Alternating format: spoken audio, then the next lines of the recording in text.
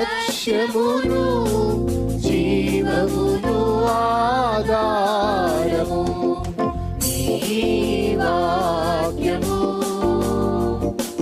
నా త్రోవకు.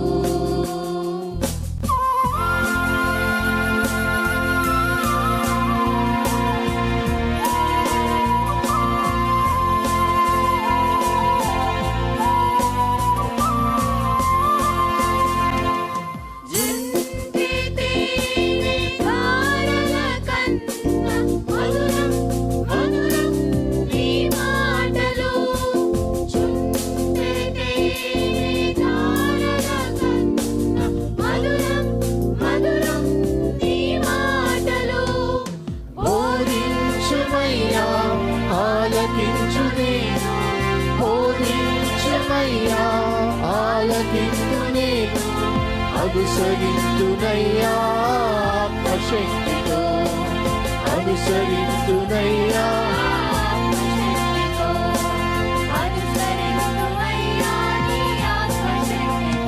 ప్రియమైన సహోదరి సహోదరులకు ప్రభు నామమున శుభములు. దేవుని దయాసంకల్పం చొప్పున ఏర్పాటు చేయబడిన ప్రభుతో ప్రారంభం అనుదిన ధ్యాన కార్యక్రమం క్రీస్తునందల ప్రేమతో మిమ్మల్ని ఆహ్వానించుచున్నాను. జుంటె తేనె ధారల కన్నా మధురమైన వాక్యము మన ప్రాణమును సేదతీరుస్తుంది, మన మార్గమును సరిచేయునది, నిత్యరాజ్యమునకు మనను చేర్చున్నది. దేవుని వాక్యము అటువంటి జీవార్థమైనటువంటి వాక్య ధ్యానం ద్వారా మన దినమును ప్రారంభించుట ఆశీర్వాదకరం. ప్రభుతో ప్రారంభం, తద్వారా ప్రతిక్షణము ఆయన మనతో మన వెంట కాపరిగా పోషకుడిగా ఉండాలని కోరుకుంటూ ప్రార్థనతో ప్రారంభిద్దాం. ఆయన ఆశీస్సులు ఆశీర్వాదములు సదా మనకు తోడైండునుగాక.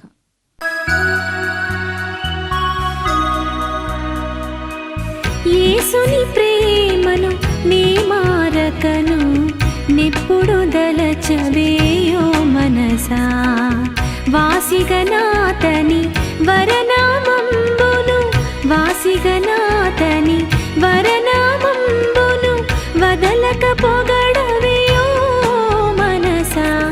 యేసుని ప్రేమను నీ మారకను నిప్పుడు దలచవేయో మనసా.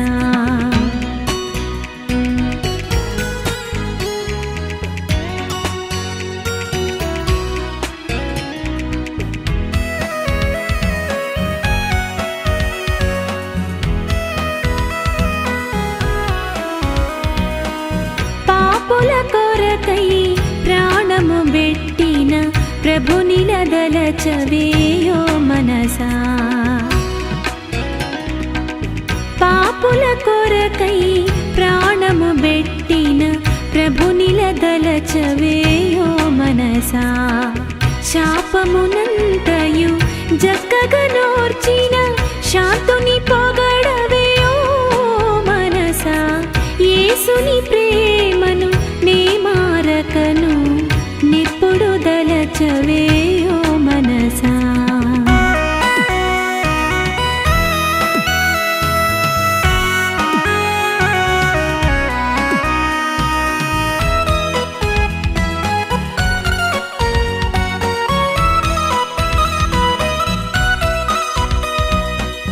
కష్టములలో మన కండగ నుండిన కర్తను దలచవేయో మనసా. కష్టములలో మన కండగ నుండిన కర్తను దలచవేయో మనసా. నష్టములన్నీయు నడచిన యాగోరు శ్రేష్ఠుని పొగడవేయో మనసా. యేసుని ప్రేమను నీ మారకను నిప్పుడు దలచవేయో మనసా. క్రీస్తునందు ప్రియమైన దేవుని సంగమా, మరొక నూతన దినమును దేవుడు మనకు అనుగ్రహించాడు. ప్రభుతో ప్రారంభం, అనుదిన ధ్యానం, ఆత్మకు క్షేమం. ఈ ఆశీర్వాదకరమైన క్షేమకరమైన ఆధ్యాత్మిక శుభవర్తమానములు అనుదినము ధ్యానం చేస్తుండగా మరొక వారాంతమునకు దేవుడు మనల్ని నడిపించి ఉండగా దేవుని కృపను బట్టి, ఆయన అనుగ్రహిస్తున్న క్షేమస్థితిని బట్టి దేవునికి స్తుతులు చెల్లిస్తూ రండి మరొక నూతన దినం ప్రభుతో ప్రారంభిద్దాం. అనుదిన ధ్యానం, ఆత్మకు క్షేమం. ప్రార్థన చేద్దాం.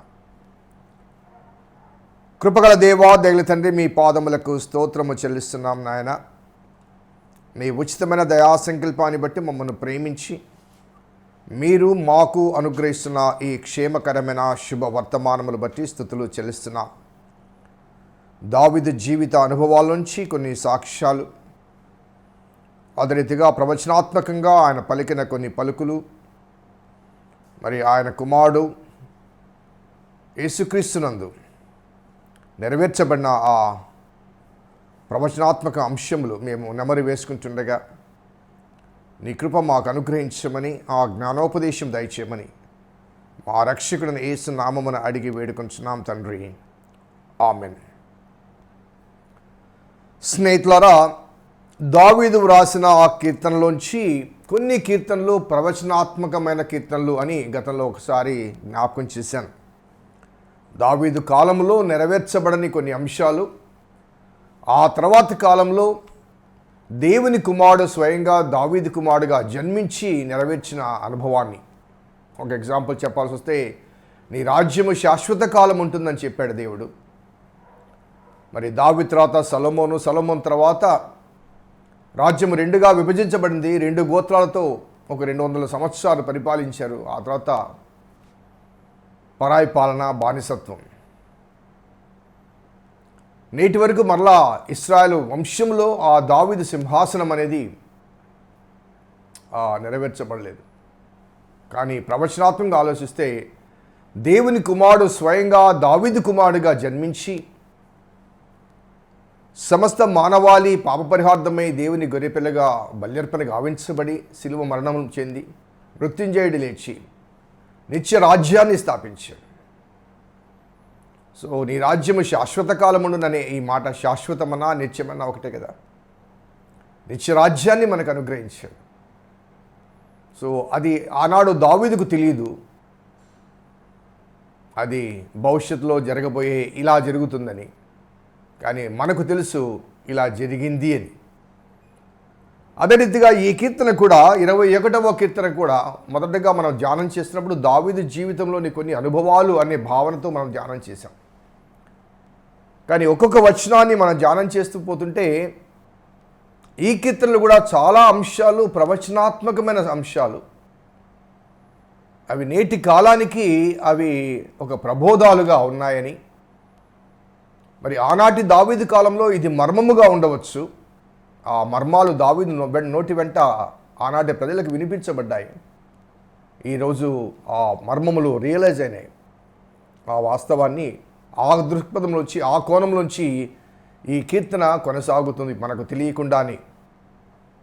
ఒకసారి ఇంతవరకు మనం ధ్యానం చేసినటువంటి మొదటి 3 వచనాలు గమనిస్తే, so you are my strength, you are my strength.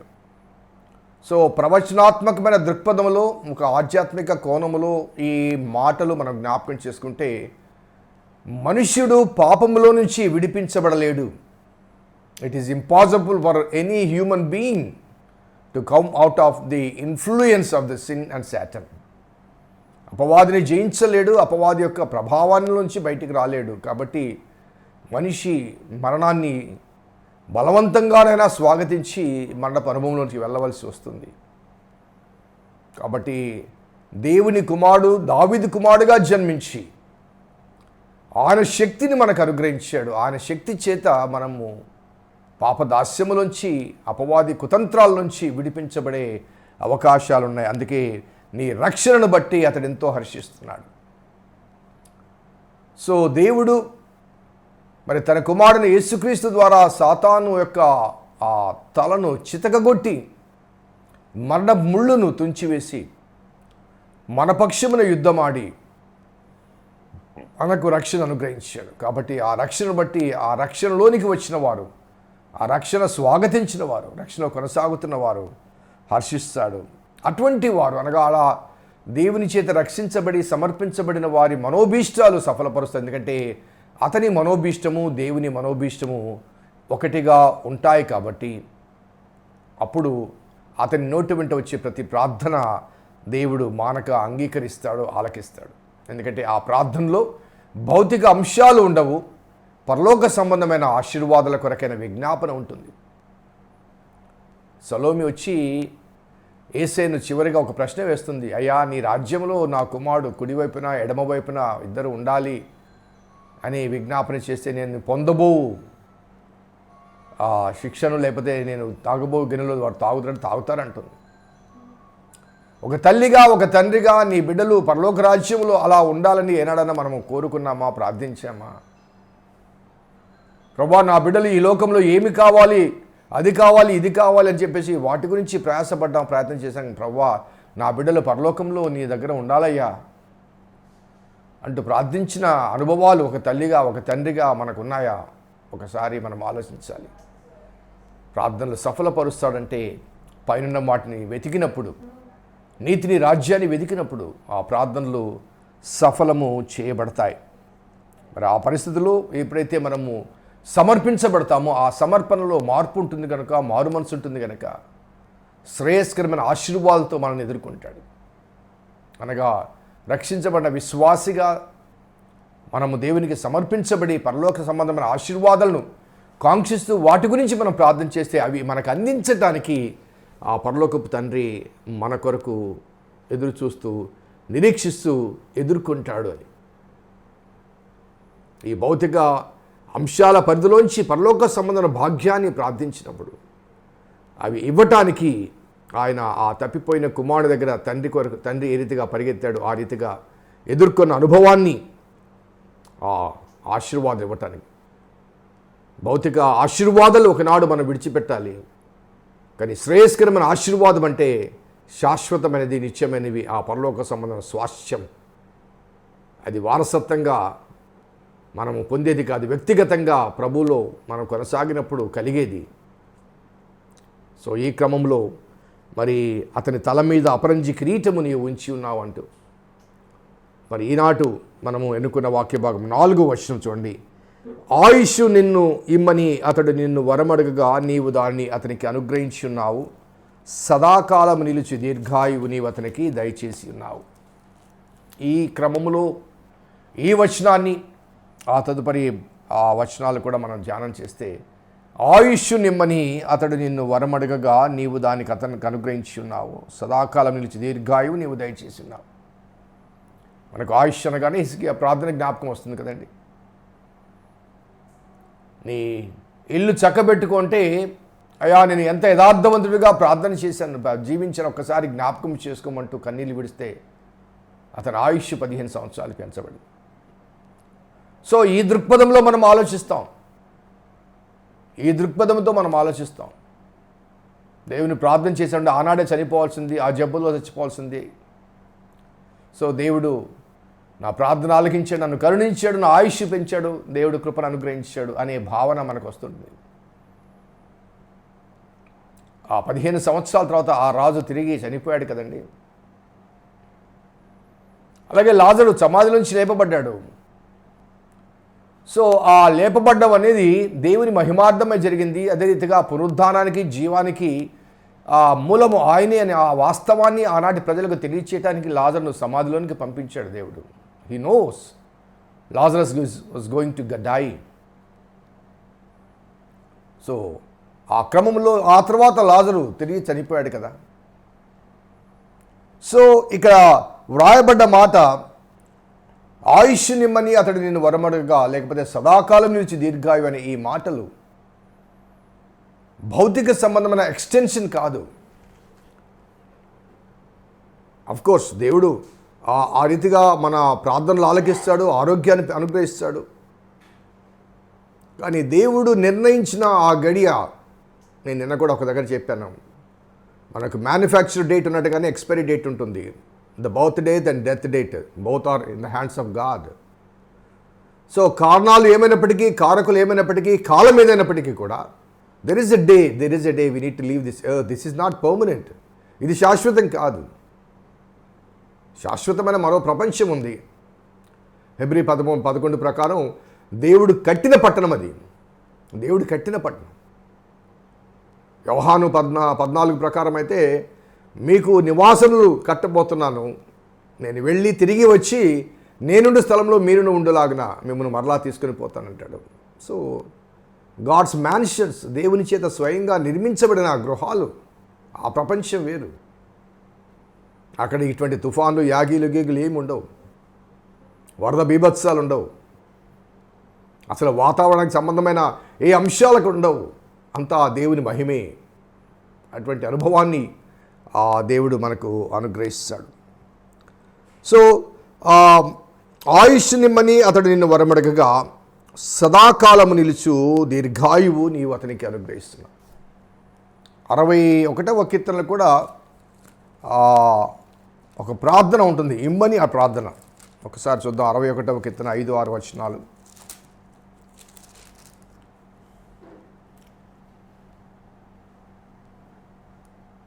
ఐదవ వచనం 2వ భాగం. నీ నామమునందు భయభక్తులు గల వారి స్వాస్యము నీవు నాకు అనుగ్రహించి ఉన్నావు.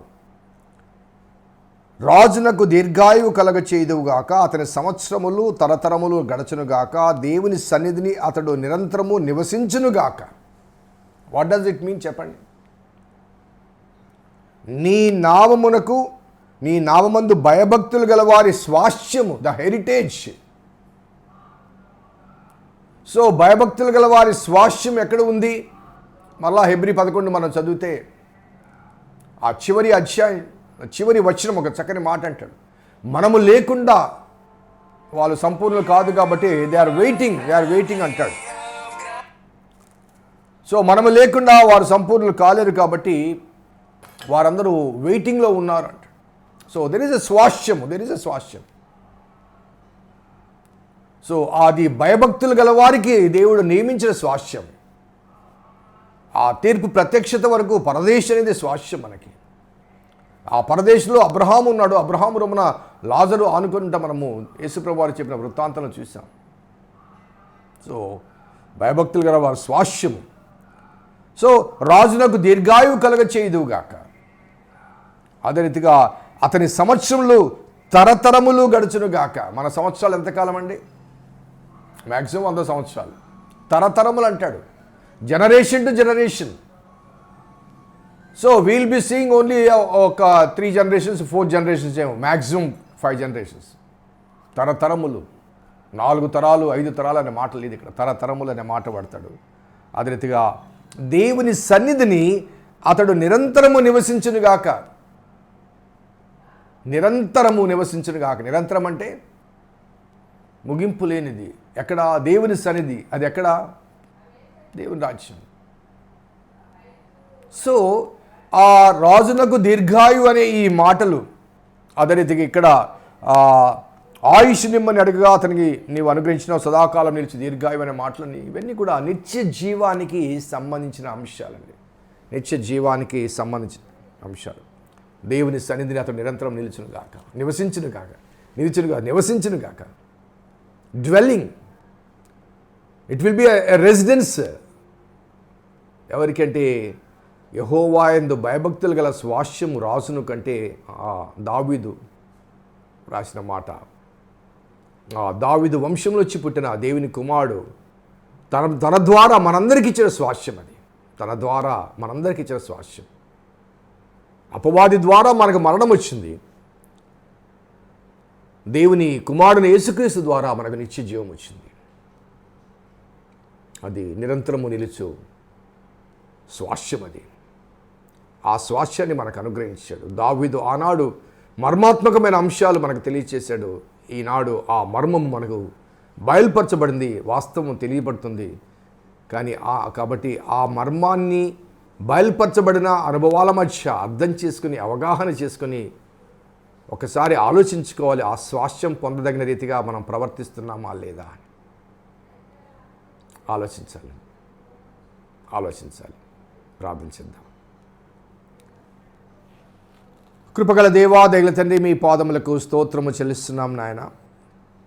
నీ ఉచితమైన దయా సంకల్పాన్ని బట్టి మమ్మల్ని ప్రేమించి మా కొరకు ప్రభా నిత్యత్వాన్ని స్వాస్థ్యముగా అనుగ్రహించిన దేవా, మీకు స్తుతులు చెల్లిస్తున్నాం. భౌతిక అంశాల పరిధిలో మేము ఆశయాల వలలో చిక్కుకొని వీటి కొరకు ప్రయాసపడి జీవితమంతా వెచ్చించి ఆఖరికి వాటిని విడిచిపెట్టే అనుభవాలు, ఆలోచనలు మావి. కానీ మా తండ్రి, నీ ఆలోచన మా ఆలోచనకు భిన్నమైనది. నిత్యరాజ్యంలో, నిత్యత్వంలో నీతో సదాకాలం నివసించాలన్నది నీ ప్రణాళిక. ఆ ప్రణాళిక కొరకే నీ కుమారుని పంపించారు. ఆ సత్యాన్ని గమనించి దానికి అనుగుణంగా మేము మా జీవితాలు నీకు సమర్పించుకుంటకు మీ కృప దయచేయమని మా రక్షకుడిని యేసు నామమున అడిగి వేడుకొంచున్నాం తండ్రి. ఆమేన్. తండ్రి, కుమార, పరిశుద్ధాత్మ త్రియేక దేవుని దీవెన ఈ వాక్యం విన్న బిడ్డలకు, వాక్యాభిలాషులకు సదా తోడైనను గాక. ఆమేన్. God bless you. దేవుడు దీవించును గాక.